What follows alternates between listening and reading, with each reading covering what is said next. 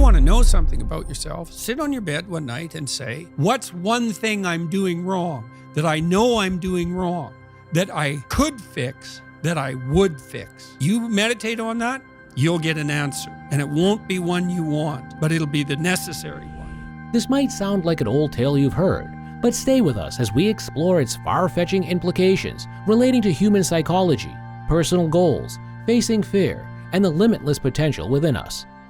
Everyone has this proclivity to some degree as they're deeply self-conscious and uncertain.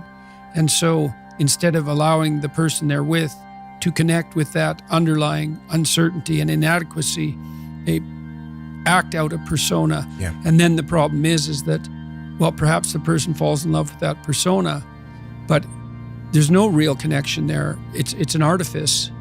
And, having said that, one of the things that Carl Jung, the great psychotherapist, said about a persona is, don't be thinking that you're better off if you never formed one. So for Jung, it was a voyage from, say, undifferentiated self in infancy and so forth, through persona to authenticity, because you have to act out your ideals to some degree, right? And you also have to formulate a avatar of yourself in some sense that's a mediator between you and other people in casual social encounters. Like, you don't want to walk into the bank and have the teller tell you about his or her day when you say, how are you doing, right? I mean, now and then that can happen, but generally it's too much intimacy too quickly. And so you need this functional shell. But the problem arises when that functional shell is all that there is. And then the real person underneath is just desperate and unhappy because nothing of what's being acted out reflects a true underlying reality. What is the consequence, the long-term consequence of acting? So many people, especially because of the world I live in Instagram and social media, we kind of build out these personas and then we almost follow the implicit instructions that come with those personas. Well, that's the problem right there, is that, well, that I'm trying to get a hold of the Disney people at the moment because I want to do a lecture series on Pinocchio, because I think Pinocchio is a brilliant work of art. And if you're a puppet and an actor, and Pinocchio is both at times in that movie, both a puppet and an actor. So why an actor? Like, why is there something wrong with being an actor? Well, the first question is, well, who sets your role? And then the second question is, who's pulling your strings? So you've put on this front that is there to make you popular and sexy and desirable and to mask from yourself your own inadequacies. But that's a role. Well, who wrote it? And for what purpose? And so Jung said, for example, that we all acted out a myth, and whether we knew it or not. And maybe you're acting out a tragedy. Maybe you're acting out Narcissus. You don't know, because you've put that on yourself in an attempt, in some ways, to deliver to people what they want, or more accurately, to look as though you're delivering to people what they want. And it's not nothing to do that, right? Because at least you're attempting, in some sense, to adapt to the social world.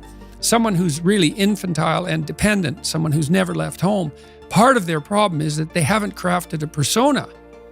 So you don't want to denigrate it entirely, but it's no substitute for the real thing. And it turns out that not only is what we want from each other the real thing, but that's also the adventure of your life. And so if you aren't truthful, and that means, unfortunately, especially at the beginning, when you start to be truthful, it means deeply coming to terms with your inadequacies in humility. So it's very painful. Without that, you don't have the adventure of your life. You have the role that you've acquiesced to. And that'll take all the meaning out of your life. The adventure of your life. You say, imagine who you could be, and then aim single-mindedly at that. I encounter these young people who appear to know who they could be, or they've imagined who they could be, but for whatever reason, they seem to choose the certain misery of their current situation, the job that's sucking their soul out, or that relationship, over the uncertainty they'll encounter as they go on the adventure of their life. So what would I say to these young people who always say to me, Steve, I want to do this, but you can see them stifled by fear, because it's like... Yeah, well, it's like, make a plan, man. So when I was doing my clinical work, which I did a lot of career work with my clients, both at a beginner level, I would say, like really a beginner level, with people who had no employment whatsoever, no history of employment, who were undereducated and who lacked every skill you could possibly imagine. So these were people who were really in dire straits, up to people who were operating at the top of their profession, but who could still strategize forward. And so, for example, let's say you're at a dead end in your job. Okay, so I don't find my work meaningful. All right, so that's a problem statement. It's like, well, why not? I find the work I do repetitive and boring and without spirit. I have a bad relationship or a neutral relationship with my boss who doesn't know who I am. I have problems with coworkers. All of that needs to be differentiated, right, and analyzed in detail. So we might say, for example, let's say you believe that you're undervalued at work, and maybe you are. What you need to do is you have something to say, and we would have to figure out what it is that you have to say. But it would be some variant of, I'm bringing more value to the table than I'm being compensated for, and that's demoralizing me.